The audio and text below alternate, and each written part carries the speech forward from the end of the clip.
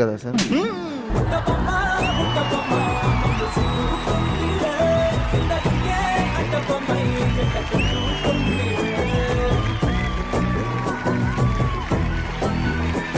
మీరు రావడం లేట్ ఎందుకంటే ఇందాకే సార్ నా గురించి డేరింగ్ డాషింగ్ హ్యాండ్సమ్ ఇలాగా చాలా అంటున్నారు అనమాట. ఒక్క బూట అన్నం కోసం.